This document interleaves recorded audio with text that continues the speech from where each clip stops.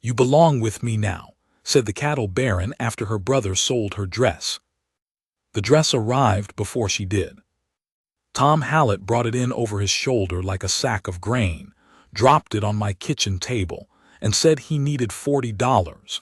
Said he'd been carrying a debt to Arlo Peck since February and Peck was done waiting, and this was the only thing he had left to sell. I looked at the dress. White cotton, maybe it had been white once, with small blue flowers embroidered along the collar. Tight little stitches, even and close. The kind a woman makes over winter with her own hands when she has time and patience, not the store-bought kind.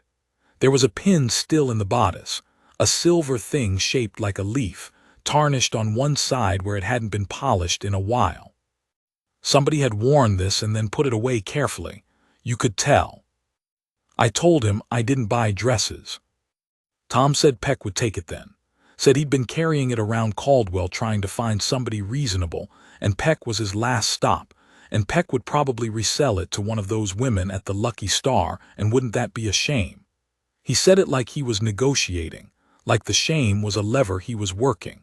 He had his father's eyes pale, sliding away from yours when he said something that ought to embarrass him. Old Caspar Hallett had been the same way. You never got a straight look from a Hallett man when there was something crooked being transacted. I gave him the $40. I didn't entirely know why right then. Might have been the pin. Might have been the stitching. Might have been that I'd known Tom and Clara Hallett since they came through this county 8 years ago behind a broke-down wagon with their dead father's debts stacked on top of what little they owned. Two young people who hadn't asked for the start they'd been given and were doing what they could with it. I'd given them work for 2 seasons when they first arrived. Tom had mucked stalls and mended fence and done it adequately, which was about what you could say for him. Clara had cooked in my bunkhouse kitchen for a winter when I had 8 drovers and no one to feed them properly. She'd done it right, didn't water the coffee, didn't stint on the salt pork, didn't complain about the hours, and didn't expect to be thanked for doing the job she was paid to do. That was all I knew of her mostly. She'd kept to herself. Quiet the way some women are quiet, like there's too much behind the surface to let any of it out safely, so you keep it in and do the work instead. Tom took the money without looking at me, pocketed it and left. The dress stayed on my table. I stood in my kitchen for a while after he'd gone, looking at it. Flour on the table from that morning's bread, the dress in the middle of it. I picked it up and turned it over, looked at the seams. Good work. Whoever had made this had cared about it. I folded it and set it on the chest at the foot of my bed and tried not to think about it further. She came 3 days later. I was out at the near corral working a young roan who had ideas about being ridden, big opinionated animal, who decided that the saddle was something to have opinions about, and we were in the middle of a disagreement about that, and I heard the wagon before I saw it. The particular creak and clatter of a Hallett wagon. Old Caspar had never properly greased an axle in his life, and it seemed his children had kept up the tradition. One of their mules was pulling a flatbed with a trunk on it, a feed sack, a few boxes. Clara was sitting straight-backed on the board with the reins in her hands and her elbows out and her chin forward, the way her father had always sat on a wagon. She drove like she was going somewhere she'd decided to go, not like she was being taken anywhere. She pulled up at the gate and sat there. I tied the roan to the fence rail and walked over. She looked at me from up on the board with those steady dark eyes of hers.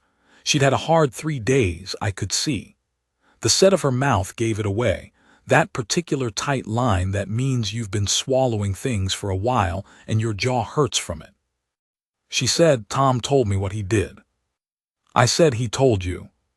She said yes, said he'd had the decency for that anyway, which in her voice was all the damning it needed.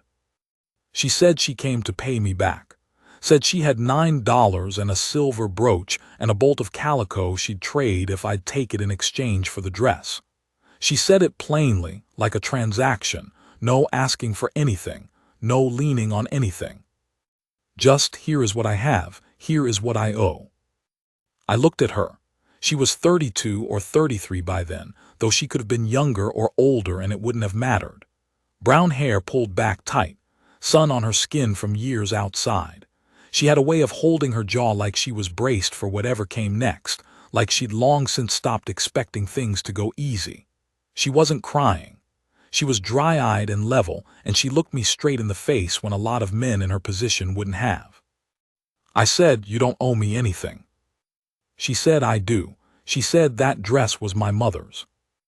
I hadn't known that, hadn't thought about whose it might have been. I just stood there for a moment with that landing on me. I said, "Come inside." She said she wasn't looking for charity. Said it flat, no anger in it, no edge. Just a statement of fact about herself. I said I knew that. I said, "I have the dress and it's yours and you can have it back and that's all there is to it." I said, "You look like you haven't eaten since morning." She looked at me for a long moment. Then she got down from the wagon. That was how it started. Not graceful. Not with anything said that added up to much. Just a woman getting down from a wagon because she was hungry and tired, and I had the thing that mattered most to her, and she had nowhere left to go. I want to tell you some things about the ranch before I go any further, because the ranch is part of what happened between us, and you can't understand the one without the other. I built the Rafter Cross over 22 years. Started with 200 acres of creek bottom grass, a borrowed bull, my father's name on a piece of paper, and a lot of seasons I don't talk about much. I won't tell you it was easy, it wasn't, and I won't tell you I didn't make mistakes, because I made plenty. I'll tell you I did it alone, and I'll tell you that by the time Clara Hallett drove her wagon into my yard, I was running 8,000 acres and 1,000 head. I had 12 men on regular payroll, and more in season. I had a reputation in 4 counties for being fair but hard, and I was the loneliest man in the Cimarron Valley and didn't have enough self-knowledge to name it. The house had furniture in it, front room, parlor, 2 bedrooms, a good kitchen. The woman I'd been married to for 14 months had chosen the furniture, the one who went back east and didn't come back. That was 15 years before Clara. I don't tell that story much, not because it still hurts exactly, but because it seems beside the point now. I will say only that I understood after that why some men never try again. I almost didn't. The house was clean because I paid a Mennonite woman named Mrs. Baylor to come twice a week. It was furnished and warm and had a good roof on it, and it had been 15 years without a woman living in it. And you could feel that somehow, the way a barn feels different from a house even when it's kept tidy.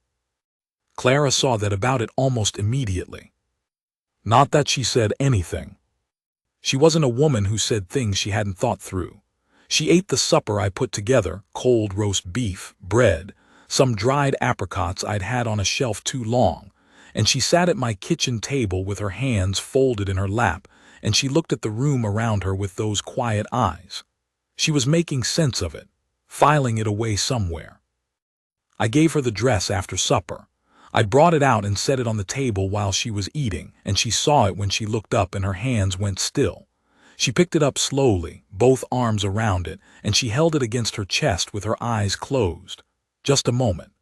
Then she opened her eyes and folded it very carefully, each fold deliberate, and set it on the chair beside her. She picked up her fork again. I asked her what she was planning to do. She said she didn't know yet. Said Tom had sold the creek property claim, another debt she hadn't known about, a bigger one, and the cabin with it. She'd been at the mayor's place 3 weeks and couldn't stay longer, not with their 5 kids and 1 room. She said she wasn't asking me for anything, and she said it the same way she'd said the rest of it, like it was just the shape of things. I sat across from her and thought about it. I'm not a man who talks while he's thinking. She seemed to understand that, sat with it without filling the space up. I said, I need someone to run the house kitchen. Not the bunkhouse, Reuben's been there 12 years and he'd take offense, but this kitchen. To keep the house organized and know where things are and make sure they get done. I said I'd been eating standing at the counter or in the cookhouse for 6 years, and a man in my position ought to do better than that. She looked at me. She said, "That's a charity wage and you know it." I said, 15 a month and the bedroom off the kitchen and it's not charity. I said, "If you don't believe me, you can ask around Caldwell what a good house cook earns." She said she'd think on it overnight. Said it like a business conclusion, like she was closing that conversation for the evening and would reopen it when she'd turned it over. I put her in the front room. She slept on the daybed there, and I went to my room, and I lay awake for a while in the quiet that wasn't quite quiet anymore, the particular quality of air when there's another person breathing somewhere in the same walls. I'd forgotten what that was like. Not uncomfortable, just present. Like standing near a fire after you've been cold a long time, you notice the heat before you decide what to do about it. She told me yes before I'd had my first coffee in the morning. I want to be careful here about what I say happened next, because the honest thing is that it was slow and it was ordinary, and it built the way real things build day by day, without anyone declaring anything. You don't usually know you're in the middle of something that's going to matter until you're already deep into it. She cooked. She ran the house. She was good at it in the way she was good at everything she put her hands to, not fussy, not making it bigger than it was, not requiring thanks or praise to do the job right. She knew how to salt a ham properly, and how to keep a lamp trimmed so it didn't smoke, and how to press a shirt so it held its shape, and when to leave a man alone, which with me was most of the time, because I'd been alone long enough that I moved like a lone man even in a room with someone else in it. Habit of years. I'd go out before first light and come in after dark, and sometimes she'd have something hot on the stove, and sometimes I'd come in too late and there'd be a plate in the warming box, and a note that said what it was, roast, or beans, or whatever she'd made, which I didn't need but read anyway. I don't know why I read them. I just did. We talked about the ranch. This started around the second week, almost by accident. I came in for noon dinner and she asked me what was wrong with the south pasture fence because she'd seen me out there 3 mornings running. I told her. She asked another question. I answered it. And somewhere in that it became a thing we did. I'd come in and she'd ask something real about the work, and I'd answer real, and we'd talk about the ranch the way I'd never talked about it with anyone, because there'd never been anyone at that table who wanted to know. She understood cattle. She'd been raised around them. She asked about the rotation schedule, about the creek water situation in late summer, about which markets I was watching for price. She tracked it all in her head, and sometimes she'd circle back to something I'd said 2 weeks before with a new angle on it.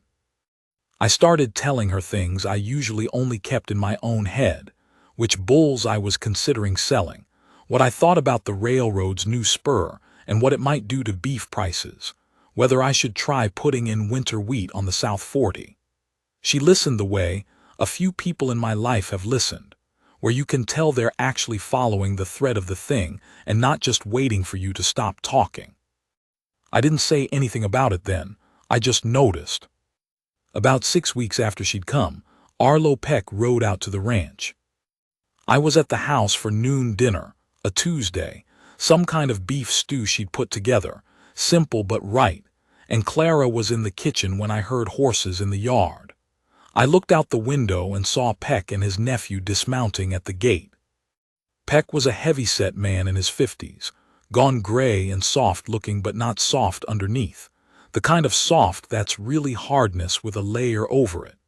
He ran a trade outfit and money-lending operation in Caldwell, and he'd been doing it long enough to have half the county owe him something.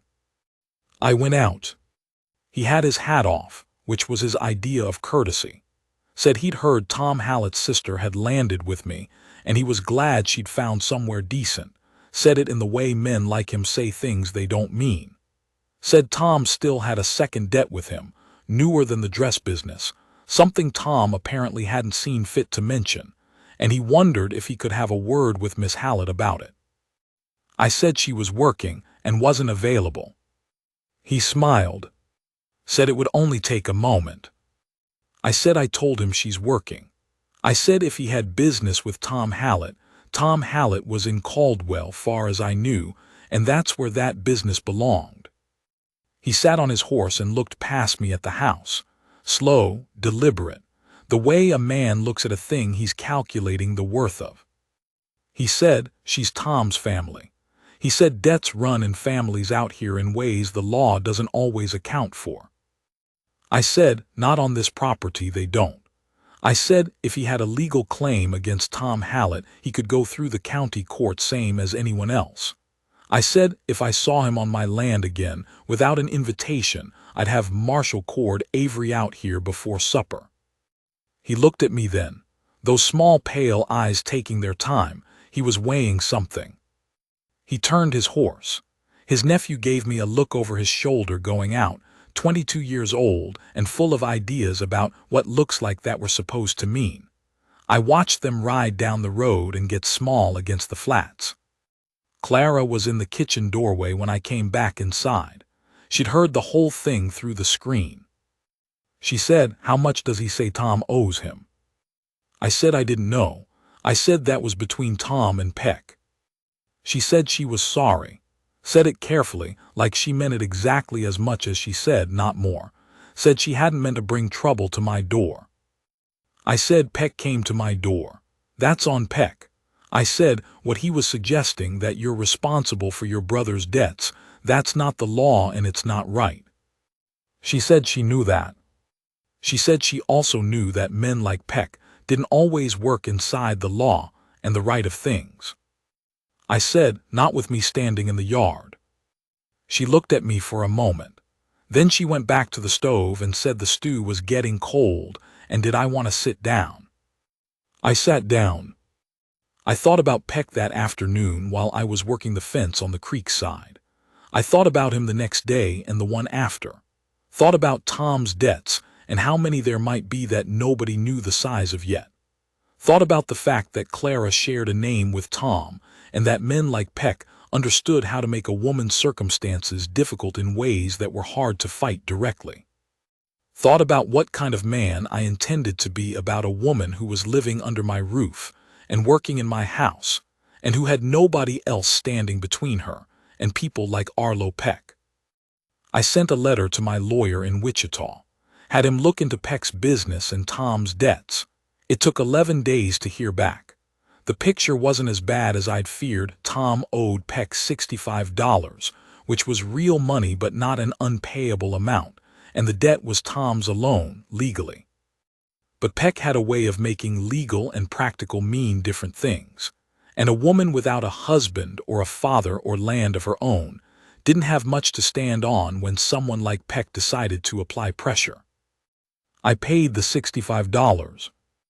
Didn't tell Clara right away. Waited until she asked, which she did about a week later. She'd heard something in Caldwell. She'd gone in for flour and thread on a Thursday, and she said, "Someone told me Peck isn't coming back out here." She said it carefully, watching me. I said I'd taken care of it. She went very still. Then she said, "What does that mean?" I told her. Said Tom's debt to Peck was settled and Peck had signed a receipt and that was the end of it. I said before she could tell me she didn't want my charity, I said I didn't do it for Tom. I said I did it because Peck is the kind of man who uses leverage to get what he wants, and I didn't want him to have anything on you that he could use. And I said, Tom can pay me back or not. That's his conscience to deal with.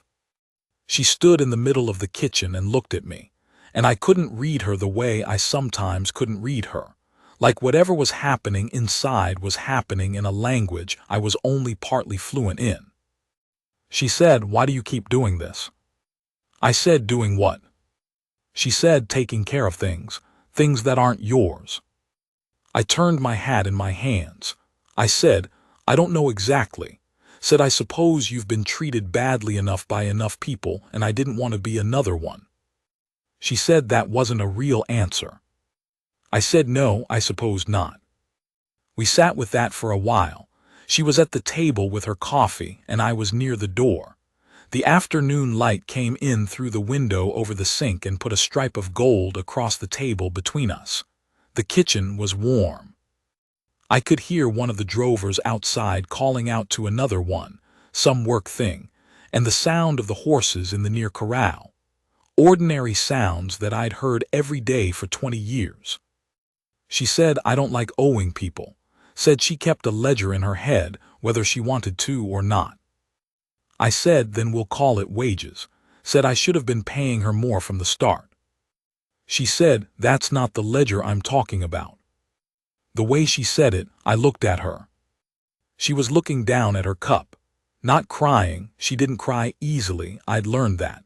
But there was something in the set of her shoulders, some small change in how she was holding herself, like she'd just put something down she'd been carrying for a while. I said, Clara. She looked up. I said I bought the dress because it was yours and I didn't want it to go somewhere wrong. I settled with Peck because I didn't want him touching your life. That's the truth of it, whatever name you want to put on it. She held my eyes for a moment.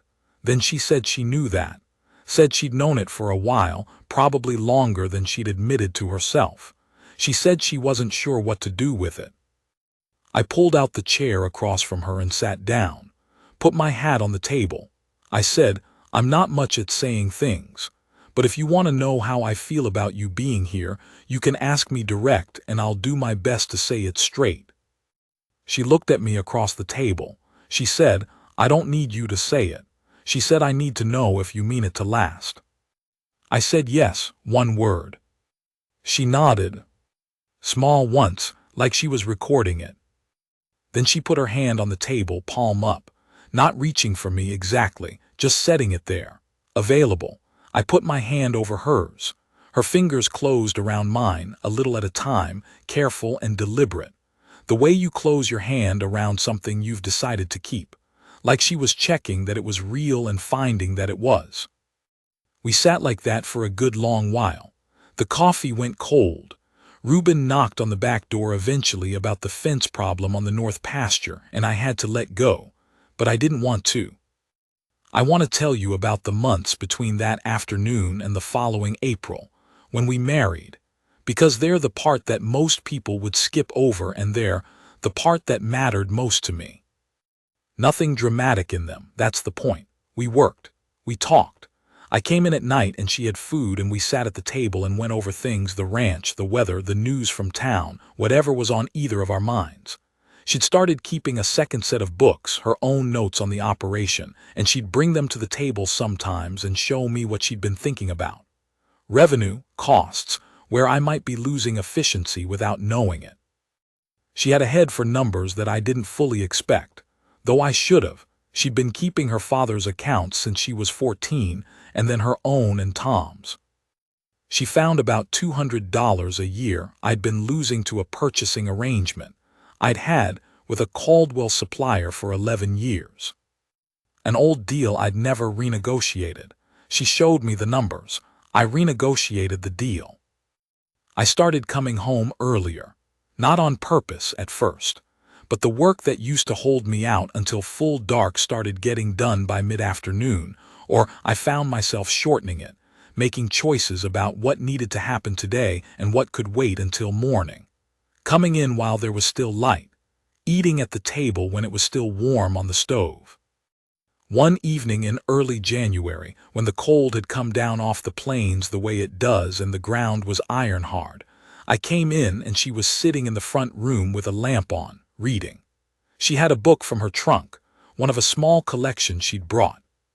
She looked up when I came in and she didn't say anything, and I sat down in the other chair, the chair I'd sat in maybe 4 times in 15 years, and I just sat there while the lamp burned and she read.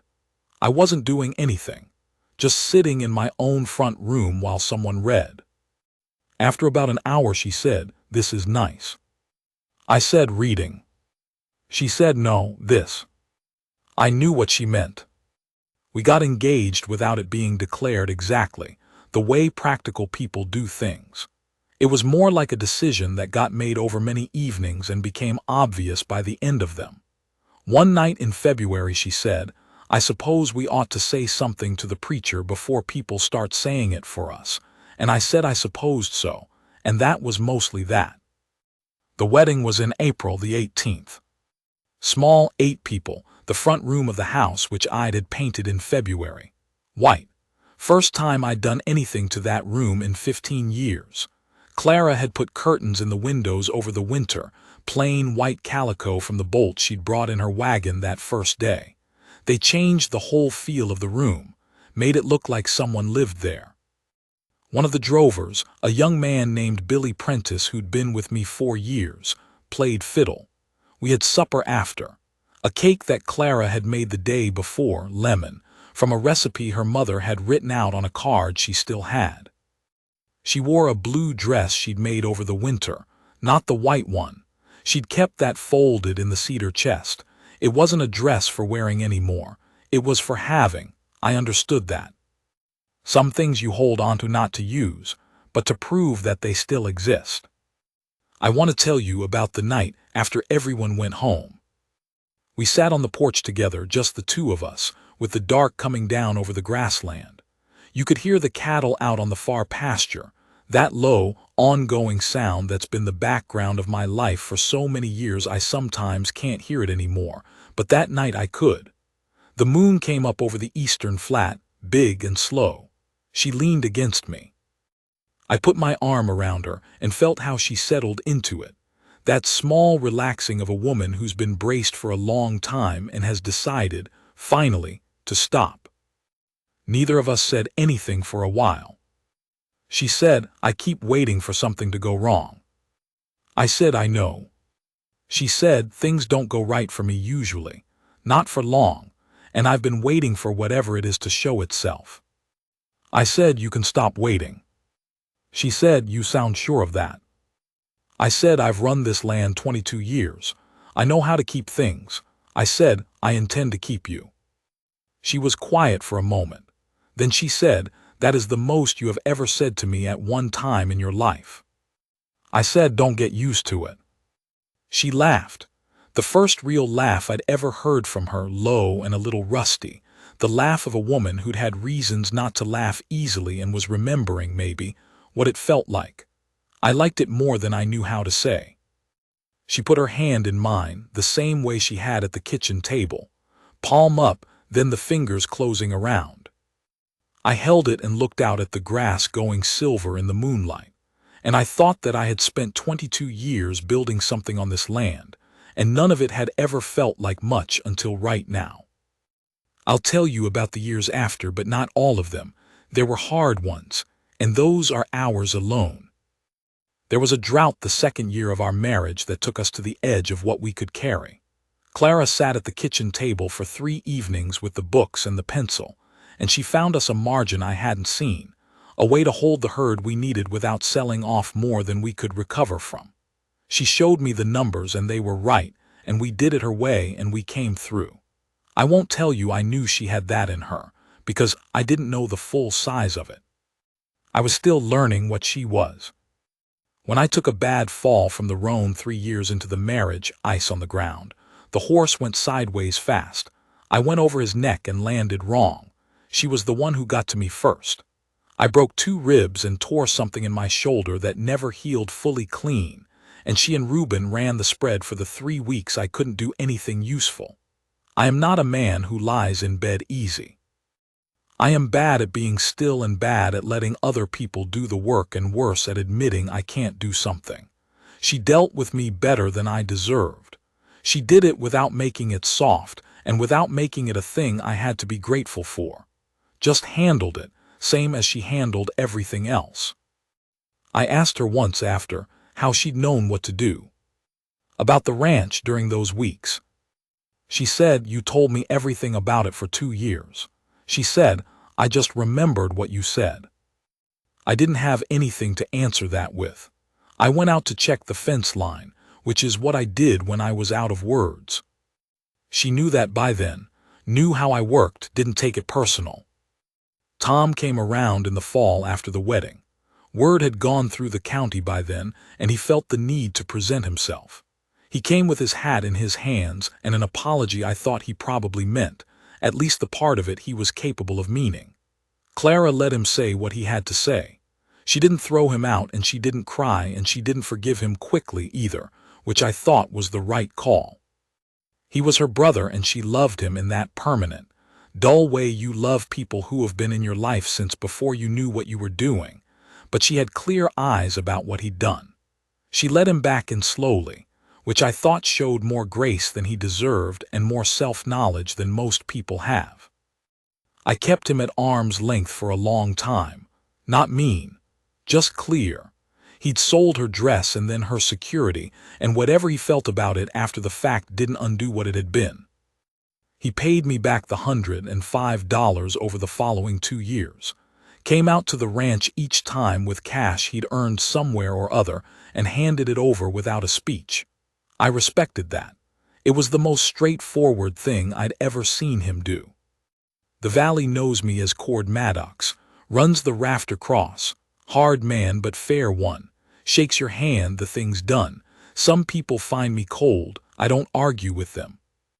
What they don't see is what I'm going to tell you now, because I'm old enough that I don't need to protect it anymore, and because she's earned the right to have it said. There is one person on this earth who has seen all of me, who has been in the same house for close to 20 years now, and has seen the anger and the stubbornness, and the nights I couldn't sleep, and the mornings I came in from the barn not ready to talk, and the seasons when the money was tight and I sat at the table with the books until 2 in the morning trying to find something I'd missed. She's seen the loneliness I built walls around until I couldn't find the door myself. She's seen me wrong and seen me right and seen me uncertain, which is the thing I least liked showing anyone. She didn't fix any of it, didn't try to. She just sat down next to it and stayed. I am not easy to be married to. I know that about myself. She's never said it, not once, but I know it. She stayed anyway. There is a moment I come back to, not the grand ones, not the wedding or the night on the porch. This one is ordinary, which is maybe why it stays with me. It was a year or so into the marriage. Late fall, the light already going by 4 in the afternoon, one of those days when the cold comes off the northern plains like something with weight to it. I'd been out since before light on a fence problem in the northwest corner, the kind of thing that sounds simple and isn't, and I came in after full dark, cold to the center of me, tired in the way you get tired when you've been working against something stubborn all day. The back door opened into the kitchen. I came in and the kitchen was warm and lit, the lamp on the table throwing a good yellow light, and something on the stove that smelled like the first good thing I'd encountered in 12 hours. She was at the table mending one of my shirts, one of the heavy winter flannel ones with the frayed cuff. She looked up when I heard the door. She looked at me the way she did, took me in, that quiet inventory. She said, "Bad day." Not a question. I said some. I said the northwest corner was worse than I'd thought. Said I'd need 2 men on it for the better part of next week. She nodded, got up and took my coat and hung it on the peg by the stove to dry. She said, "Sit down." She put a bowl of something hot in front of me, beef and root vegetables and bread on the side, and she poured my coffee. Then she sat back down with the shirt and her needle. She didn't ask anything else. She let me eat. After a while, I started talking about the fence, told her what I'd found and what I thought needed doing, and how I was thinking about moving the stock off that pasture until spring. She listened and asked one question, about whether the timber I needed was the same grade as what we'd used on the south side last year, and I said it was, and she said she'd make a note about the cost in the ledger. I ate the rest of the food. When the bowl was empty, she put the shirt down and she came and stood behind me. She put both hands on my shoulders and rested them there, not rubbing, not doing anything particular, just the weight of them, warm through the flannel, steady. She said, "You built something real here." Said it plain, just a fact the way she said facts. I reached up and covered her hands with mine. Sat there for a while with her standing behind me and both our hands on my shoulders and the kitchen warm around us, and outside the dark and the cold, and the 8,000 acres I'd been working for more than 2 decades. That's the moment I carry, not the wedding, not the porch, that kitchen, the lamp, her hands. I'm going to try to tell you why, because it's not obvious maybe. A man builds things his whole life. The land and the herd and the fences and the reputation. He builds them partly because he doesn't know what else to do with himself, partly because the work is honest and it fills the hours and it gives his life a shape it wouldn't otherwise have. He gets up before light and comes in after dark, and he does this for years and decades, and he's too tired most of the time to think about what it adds up to. And then sometimes, not always and not for everyone and not without cost, someone comes along and sees.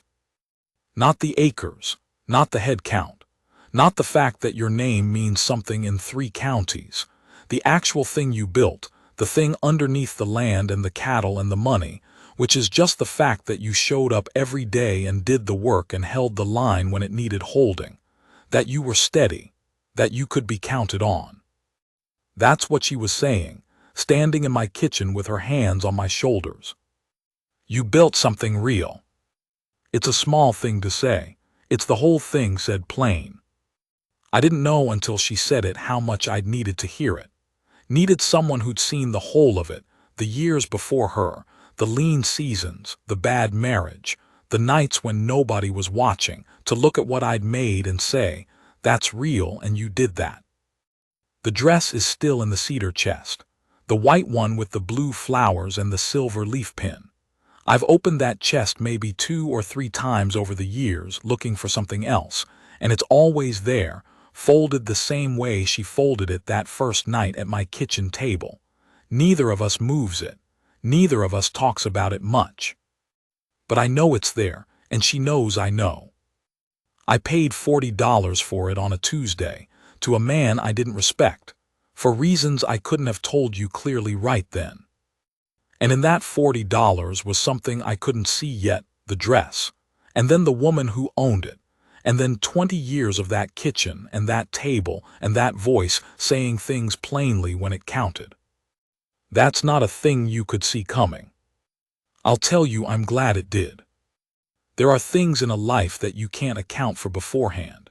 You can plan and work and prepare and do everything right, and still there are things that arrive sideways, from a direction you weren't watching. A $40 dress. A woman getting down from a wagon in your yard. I've been asked over the years what made me pay for that dress. Tom Hallett's sister wasn't my problem. He owed Peck, not me, and his schemes and failures were his own business, and I had my own ranch and my own life, and there was no reason in the world for me to put $40 on a kitchen table for a piece of women's clothing I had no use for. I've thought about it a lot. I've never had a clean answer. Maybe the closest I can get is this. There are moments when you see something that is about to be lost that shouldn't be lost, and if you have the means to prevent it and you don't, that says something about you. About what kind of man you are. Not what you own, not what you've built, not what people say about you in town. What kind of man you are when nobody's asking you to be any particular kind of man at all, when the choice is invisible and the cost is small, and there's no one keeping score. I'm not saying I knew any of that then. I probably didn't. It was $40 and a dress and a vague discomfort about where it was going. But I think I was the kind of man who had spent a long time doing the right thing for the ranch, for the land, for my reputation, for my balance sheet, and I'd forgotten, maybe, what it felt like to do the right thing for no reason at all except that it was the right thing. No return on investment, no ledger entry, just, this dress should go back to the woman who made it. And I think Clara knew that, too, from the beginning. Even before she'd figured out what to do with it. That's why she got down from the wagon when she didn't have to. That's why she said yes to the kitchen job when she could have gone anywhere. Because she recognized something. Good women know. They have a way of reading the thing underneath the thing, the quality of a man that he doesn't know he's showing. Clara had been around enough men who didn't have it, her father who'd meant well but couldn't hold anything together, her brother who had good impulses and bad follow-through, men she'd known before she came to this county who'd wanted things from her without wanting to give anything back. She knew the difference. She was careful about it. She took her time. She took her time with me. And I'll tell you, I'm glad she did. I'm glad she didn't make it easy, didn't come rushing in and make it into something it wasn't ready to be. She let it be what it was. Two people circling each other slowly, getting closer by degrees, learning each other in the winter kitchen way, over suppers and ledgers and conversations about pasture rotation and fence grades. That's the kind of love that lasts. I know that now. The kind that's built out of ordinary things, actual days lived in the same rooms, the accumulation of small decisions that add up to a life. Some mornings I get up before she does and I stand in the kitchen while the coffee boils and I look out the window at the rafter cross going light in the early gray. 8,000 acres, 1,000 head, give or take the season, a crew of men I trust. A ranch that'll outlast me, I hope, and maybe my kids after that if they want it. We have a daughter and a son now, which is a whole other thing I could tell you about for an hour. And the house that's a home now. You can feel the difference when you walk into it. The front room with the curtains she made, the kitchen with the herbs she grows in the window in winter, the smell of her cooking coming off the walls in the evening, the table where we still sit and talk about the ranch and the kids and whatever's going on in the county. The front door.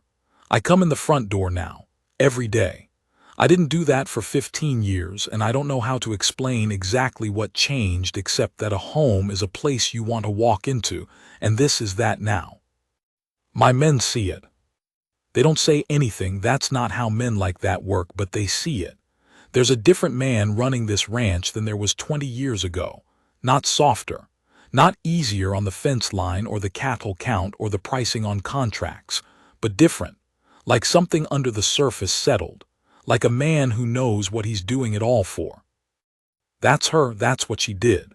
She didn't change me. I want to be clear about that, because I think people have the wrong idea about how that works. She didn't fix me or smooth me out or turn me into something I wasn't. She just made me into the fullest version of what I already was. She saw it clearly and she named it and she stayed, and that was enough. A man who knows he's seen clearly by someone he respects doesn't need to be changed. He just needs to be given a reason to be the best of himself consistently. She's the reason. Last spring in April, we sat on the porch on our anniversary 19th, this was, and she brought 2 cups of coffee out and sat next to me in the other chair. The chair I had put out there 2 years into the marriage because she'd started sitting with me in the evenings and I didn't want her to have to drag a chair from inside every time. Small thing. She noticed when I put it there. Didn't say anything about it, but I caught her looking at it, the first morning, the way she took things in. We sat there with the coffee and looked out at the grass. She said, "You know that first night I was here?" I said I remembered. She said I almost didn't stay. She said she'd lain awake on that daybed in the front room and thought about getting up before light and hitching the mule and just going somewhere else and figuring it out from there, and not complicating your life, she said. I said, "What stopped you?" She was quiet for a moment. Then she said, "You'd hung the dress on the door. The bedroom door, so I'd see it in the morning." She said she hadn't asked you to do that. Said you'd just done it so it would be there when she needed it. I had forgotten that I'd done that. That's the kind of thing you do without thinking and then forget. She'd been carrying it for 19 years. She said, "That's when I knew what kind of man you were." I said, "A man who hangs dresses on doors." She said, "A man who thinks about what someone needs before they ask for it." We sat there for a while longer. The coffee went warm-cool in our hands. Out on the south pasture, my son, he's 16 now and works the land like he was born to it, because he was moving the cattle to the far end, and you could hear them, that low, constant sound. She put her hand over mine on the arm of the chair, same as always, palm, then the fingers closing. I turned my hand over and held hers. We sat there until it was too dark to see the cattle anymore, just the sound of them, and the night coming down, and the lamps going on inside, and the rafter cross going quiet the way it does when the day's work is done. That's the life, that's all of it. A man, a good woman, land they built together, and the quiet of an evening when everything you worked for is out there in the dark, and you know it's there, and you don't need to go see it because it'll be there in the morning, and she'll be there in the morning. That's the whole thing.